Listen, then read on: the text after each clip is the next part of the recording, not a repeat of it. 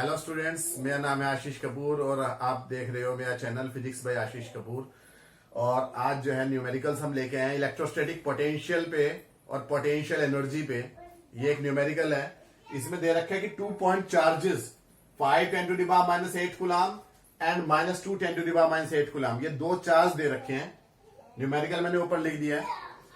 इनके बीच की डिस्टेंस दे रखी है 20 सेंटीमीटर, यानी कि ए से लेकर बी तक की डिस्टेंस दे रखी है 20 सेंटीमीटर।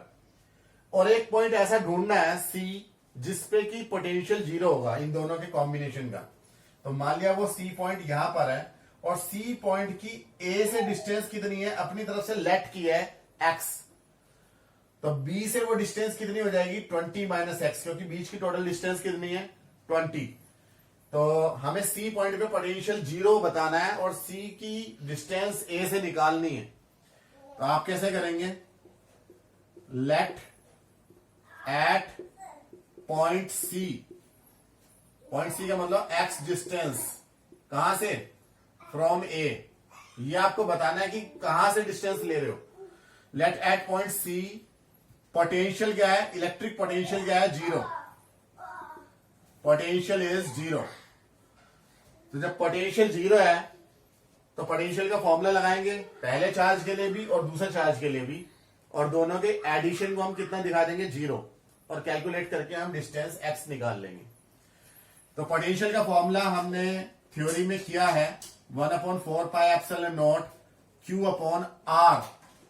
तो यहां पे पहला चार्ज है तो q1, डिस्टेंस कितनी है r1, ये r1 के प्लेस पे बाद में हम x रख देंगे नेक्स्ट स्टेप में, प्लस दूसरा चार्ज कितना है Q2 और उसकी डिस्टेंस कितनी है R2 के प्लेस पे नेक्स्ट स्टेप में 20 माइनस एक्स रख देंगे। तो इन दोनों का सम कितना होना चाहिए 0। 1/4 पाई एप्सिलॉन नॉट दोनों तरफ से कॉमन आ रहा है, ये डिवाइड में जाएगा 0 के, तो ये 0 हो जाएगा। यहां से बचेगा Q1 अपॉन R1 प्लस यहां से बचेगा Q2 अपॉन R2। इन दोनों का सम कितना होना चाहिए 0। Q1 की वैल्यू रखो आप 5 multiply 10 to the power -8 coulomb upon R1 की वैल्यू रखो x सेंटीमीटर, सेंटीमीटर को किस में कन्वर्ट कर लेंगे मीटर में, तो उसके लिए हम 10 टू द पावर -2 से मल्टीप्लाई करेंगे, प्लस Q2 की वैल्यू रखेंगे हम -2 10 टू द पावर -8 कूलम।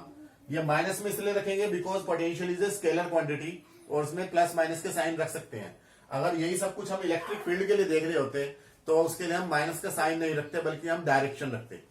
ये डायरेक्शन क्या है, तो यहां पर तो हम माइनस का साइन रखेंगे अपॉन R2 के प्लेस पे ये वाली distance 20 minus x centimetre, centimetre को फिर से मीटर में कन्वर्ट कर देंगे और इज इक्वल टू कितना आ जाएगा 0।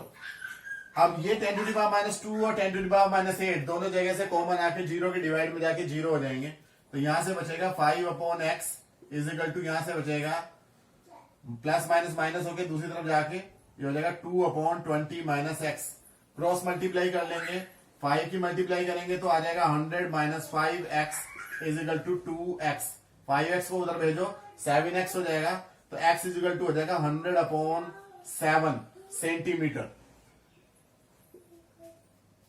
इसे आप चाहें तो इसे कैलकुलेट कर लें, 7 1 7, 7 4 28, 7 2 14, 7 8 56, तो यानी कि हो जाएगा 14.28 सेंटीमीटर।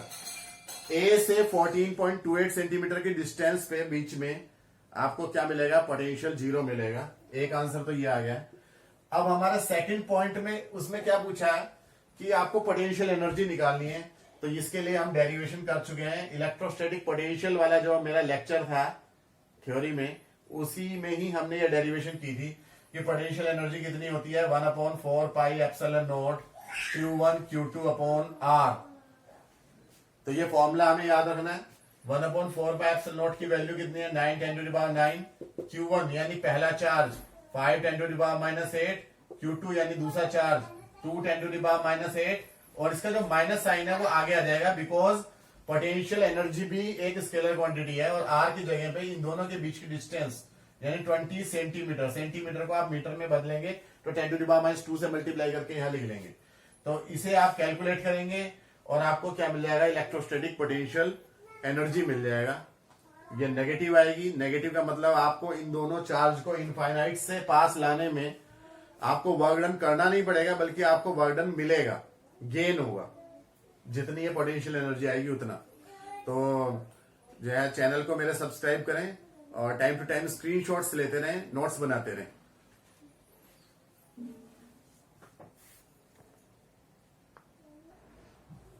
तो अपने नेक्स्ट न्यूमेरिकल की तरफ आते हैं। हमारा नेक्स्ट न्यूमेरिकल है कि a point charge of 8 millicoulomb, MC का मतलब है मिली कुलाम, यानी 10⁻³ coulomb, is located at the origin. आपने एक्स और वाई एक्सिस लेनी है, एक्स वाई जेड एक्सिस लेनी है, 3 डायमेंशनल ये क्वेश्चन है, उस पे बेस्ड है एक्सिस पे। तो आप ये देखो ओरिजिन पे जो है आपका एक चार्ज रखा हुआ है, ओरिजिन यहां पे हो गया जहां तीनों एक्सिस का इंटरसेक्शन पॉइंट होगा, और इस चार्ज की वैल्यू दे रखी है 8 millicoulomb. Calculate the work done in taking a small charge -2 10⁻⁹ coulomb from a point P003 centimetre to a point Q 040 centimetre via a point R 069 centimetre. तो ये जो scale लेनी है इस पे जो है सब कुछ ये सेंटीमीटर में बता रखा है। चाहे तो आप फिगर को बनाएं, चाहे फिगर को नहीं भी बनाएंगे तब भी आप इसे आसानी से कर सकते हैं, पर फिगर बना के आपको थोड़ा सा समझ में आ जाएगा जल्दी। आपको यहाँ जैसे ये पॉइंट दे रखा है 069, या यहाँ पर भी दे रखा है आपका 003, या दे रखा है 040, तो सब में एक्स कोऑर्डिनेट क्या है 0। एक्स कोऑर्डिनेट 0 होने का मतलब ये सारा वाई जेड प्लेन में है, तो इसीलिए मैंने इस वाली एक्सिस को वाई एक्सिस माना है, ऊपर वाली को जेड एक्सिस माना है, और इसके परपेंडिकुलर जो बाहर की तरफ है वो एक्स एक्सिस माना है, क्योंकि एक्स एक्सिस पे तो हमें कोई पॉइंट लेना ही नहीं है, 0 है सबके कोऑर्डिनेट, तो इसलिए वाई जेड प्लेन हमने ये बोर्ड का प्लेन मान लिया है। इसमें से कोई भी एक्सिस मान सकते हैं आप बोर्ड पे, ऐसा नहीं है कि आप हमेशा एक्स एक्सिस इधर ही मानेंगे, वाई इधर मानेंगे, जेड परपेंडिकुलर बाहर मानेंगे, ऐसा नहीं है। तीनों एक्सिस एक दूसरे के परपेंडिकुलर होती हैं बस। तो तीनों एक्सिस एक दूसरे के परपेंडिकुलर होती हैं। अब आपका पहला पॉइंट देखते हैं, ये तो जो है ओरिजिन पे है ये 8 मिली कुलाम। ये जो पॉइंट P दे रखा है ये 003 सेंटीमीटर दे रखा है, यानी y कोऑर्डिनेट 0 और z कोऑर्डिनेट 3, तो ये कहां होगा 0,3 होगा आपका यहां पर, ये पॉइंट हो गया P। और Q क्या है 040, y कोऑर्डिनेट कितना है इसका 4 1 2 3 4, यानी कि यहां पर है Q।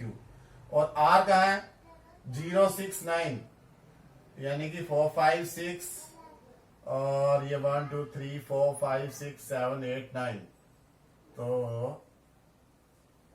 एक यहां पर ये आ रहा है। तो आपको एक चार्ज को लेके आना है -2 10⁻⁹ कुलाम को, और P से Q पे लेके आना है, लेकिन कौन से रास्ते को इन्होंने बताया कि कौन से रास्ते को लेना है, वाया R, यानी कि आपको P से Q सीधा डायरेक्ट नहीं आना। पहले तो आप आ सकते हो सीधा डायरेक्ट P से Q, लेकिन इन्होंने कहा नहीं, आपको जाना है पहले P से R पे और फिर आना है R से Q पे, और तब आपको देखना है इस पूरे रास्ते में आपको कितना वर्डन करना पड़ा। तो आपको पाथ नंबर 1 यूज नहीं करना, ये पाथ नंबर 2 यूज करना है, दूसरे वाला लंबे वाला रास्ता यूज करना है जिसमें R भी आता हो 069 सेंटीमीटर भी आता हो। लेकिन आपको एक बात बताऊं कि इलेक्ट्रोस्टैटिक पोटेंशियल, इलेक्ट्रोस्टैटिक फील्ड या इलेक्ट्रिक फील्ड एक कंजर्वेटिव फील्ड है। कंजर्वेटिव फील्ड का मतलब आप चाहे आप सीधा P से Q पे आ जाएं, चाहे आप P से पहले R पे जाएं फिर Q पे आ जाएं, या किसी और घुमावदार रास्ते को अपना लें, कैसे भी घूम के यहां से आ जाए, हर बार आपको सेम वर्क डन करना पड़ेगा अगर initial point and final point same है तो। कंजर्वेटिव फील्ड का मतलब ये होता है कि work done does not depend on path, वो रास्ते पे डिपेंड नहीं करता। Work done depends only on initial position and final position. If initial and final positions are same then work done will remain same. तो ये conservative field या conservative force इसे बोलते हैं आप, ठीक है। तो वो भी आपको समझ में आ गया यहाँ पर। तो आपको रास्ते के ऊपर जब डिपेंड ही नहीं करता तो आपको आर लेने की जरूरत ही नहीं है, आर का ध्यान रखने की जरूरत ही नहीं है कि आर कहां पर है। आपको तो बस ये ध्यान रखना है कि इनिशियल पॉइंट कौन सा था, ये वाला इनिशियल पॉइंट था पी, फाइनल पॉइंट क्या था क्यू। तो आपको पी पॉइंट की डिस्टेंस देखनी है कि यहां से यहां तक की कितनी थी, और पी पॉइंट पे पोटेंशियल देखना है। फिर क्यू पॉइंट पे देखनी है आपको डिस्टेंस 8 मिली कूलाम से कितनी थी, और क्यू पॉइंट पे पोटेंशियल देखना है 8 मिली कूलाम का। और दोनों के हम पोटेंशियल का क्या कर लेंगे, डिफरेंस। और जब पोटेंशियल का डिफरेंस आ जाएगा तो वर्क डन क्या होता है, पोटेंशियल डिफरेंस मल्टीप्लाई चार्ज, और उस फॉर्मूले से हम वर्क डन कैलकुलेट कर लेंगे। तो अब हमारा पहला मेन वर्क क्या है, 8 मिली कूलाम जो ओरिजिन पे रखा हुआ है, इसकी वजह से पॉइंट पी पर पोटेंशियल निकालना। तो आप करेंगे, सॉल्यूशन आपका यहां से शुरू हो गया, potential at P due to 8 milli coulomb. तो पोटेंशियल कितना होगा, V1 इज इक्वल टू हो जाएगा 1/4 pi epsilon naught Q upon R। ये फॉर्मूला होता है पोटेंशियल का। तो 9 10 टू द पावर 9, Q की वैल्यू कितनी है 8 मिली कूलाम, मिली कूलाम का मतलब 10 टू द पावर -3 कूलाम, और R की वैल्यू यहां से लेकर यहां तक की, 0 से लेकर P तक की डिस्टेंस, P में आपको दे रखा है 003, तो यानी सीधा सीधा 3 सेंटीमीटर। 3 पॉइंट ही तो आप ऊपर गए हैं, ये 003 है आपका ये कोऑर्डिनेट इसका। तो 3 स्टेप भी तो आप ऊपर गए हैं, यानी यहां से यहां तक की डिस्टेंस कितनी है 3 सेंटीमीटर। और अगर ये कुछ और दे रखी होती है तो आप डिस्टेंस फॉर्मूले से भी निकाल सकते हो कि अगर 2 पॉइंट हैं, एक के कोऑर्डिनेट्स x1 y1 z1 हैं और दूसरे के कोऑर्डिनेट्स x2 y2 z2 हैं, तो इन दोनों पॉइंट्स के बीच की डिस्टेंस p और q के बीच की डिस्टेंस यानी P Q is equal to क्या होता है, under root x1 minus x2 का whole square plus y1 minus y2 का whole square plus z1 minus z2 का होल स्क्वायर। तो ये डिस्टेंस फॉर्मूला है, इससे भी आप कैलकुलेट कर सकते हो, तो तब भी उतना ही आएगा। ये ओरिजिन से लेकर P तक की डिस्टेंस कितनी है 3 सेंटीमीटर। सेंटीमीटर को आप मीटर में बदलेंगे तो 10 टू द पावर -2 से मल्टीप्लाई करेंगे, तो 3 3 जा 9 और 8 3 जा 24 और -3 + 2 -1 और इंटू 10 टू द पावर 9 हो गया 10 टू द पावर 8, तो 24 10 टू द पावर 8 वोल्ट। तो आपका यहां पर P पॉइंट पर पोटेंशियल है। अब आप देखेंगे पोटेंशियल एट Q,